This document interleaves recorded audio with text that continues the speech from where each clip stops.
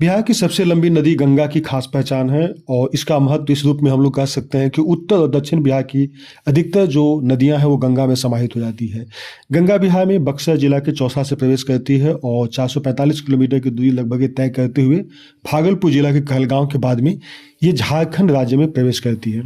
इस दौरान ये बक्सर, भोजपुर, सारण, पटना, वैशाली, समस्तीपुर, बेगूसराय, लखीसराय, मुंगेर, खगड़िया, भागलपुर, कटिहार ऐसे कई जिलों से होते हुए गुजरती है। राजधानी पटना के अलावा बक्सर, दानापुर, सोनपुर, हाजीपुर, मोकामा, बेगूसराय, भागलपुर, सुल्तानगंज ये सब ऐसे प्रमुख शहर हैं जो कि गंगा नदी के किनारे ही बसे हैं। अगर हम लोग छोटे बड़े शहरों के साथ साथ कस्बों को भी मिला दें तो इस राज्य के 143 ऐसे बसावट हैं जो गंगा नदी के किनारे हैं। लगभग 8 करोड़ की आबादी जो है गंगा से डायरेक्ट या इनडायरेक्ट रूप से प्रभावित होती है। गंगा नदी का जो कुल जल ग्रहण क्षेत्र है उसका 16.7% यानी 1.44 लाख वर्ग किलोमीटर वो बिहार में पड़ता है। उद्गम स्थल से लेकर बांग्लादेश में प्रवेश के पहले फरक्का बराज तक गंगा नदी की जो कुल लंबाई है वो है 2525 किलोमीटर। इसमें से यह नदी जो है 110 किलोमीटर उत्तर प्रदेश और बिहार की मिली जुली सीमा पर बहती है और 445 किलोमीटर जो है वो बिहार के भौगोलिक क्षेत्र में बहती है। सामान्य तौर पर देखेंगे तो बिहार में चौसा में प्रवेश जब करती है गंगा, उस समय गंगा का पानी लगभग 400 क्यूसेक रहता है। लेकिन केंद्र सरकार की ओर से 1996 में एक समझौता हुआ था जिसके अनुसार बांग्लादेश को फरक्का बराज पे 1500 क्यूसेक पानी देने का बाध्यता दिया गया था। बरसात में गंगा में पानी की कमी नहीं होती है, लेकिन सामान्य दिनों में बिहार की जो अपनी नदियां हैं वो 1100 क्यूसेक पानी बांग्लादेश को देना पड़ता है। पड़ोसी राज्य उत्तर प्रदेश में गंगा नदी के पानी का उपयोग कई परियोजनाओं में हो रहा है, लेकिन बिहार में इस पर रोक लग जाती है।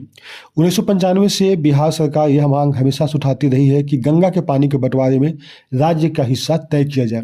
वर्ष 2012 में तत्कालीन जल संसाधन मंत्री पवन कुमार बंसल ने चौसा से फरक्का तक गंगा के हवाई सर्वेक्षण किया था।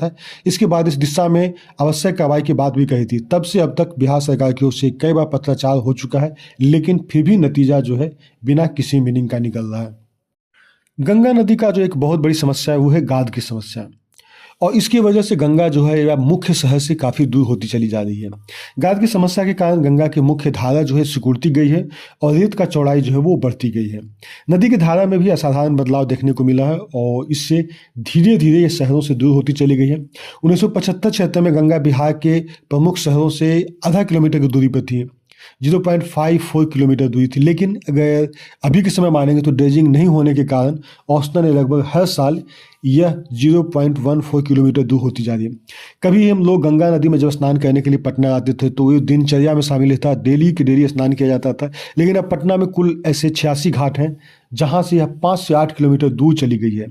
भागलपुर शहर से यह करीब लगभग 5 किलोमीटर दूर विक्रमशिला पुल के दूसरे छोर पर चली गई है, नौगछिया वाला एरिया में चली गई है। तो इस तरह से हम लोग कह सकते हैं कि गंगा जो है अब उस शहर से दूर होती जा रही है। इसका बहुत बड़ा कारण है वो है सिल्टेशन, गाद। बिहार में गंगा के महत्व को ध्यान में रखते हुए उसके जल उन इलाकों में पहुंचने का प्रयास किया जा रहा है जहां पर गंगा नहीं बहती, लेकिन आज इस नदी का अस्तित्व बचाना एक बहुत बड़ी चुनौती हो गई। बढ़ता हुआ गाद और गंदगी से गंगा पर जो ग्रहण लग रहा है वो हम सबके लिए एक चिंता का विषय है। तो दोस्तों बस हम लोग बिहार में गंगा के प्रभाव, गंगा नदी में गाद और उसका जो प्रभाव था उन सब चीज़ों के बारे में हम लोग बात करें। तो बहुत बहुत शुक्रिया, धन्यवाद।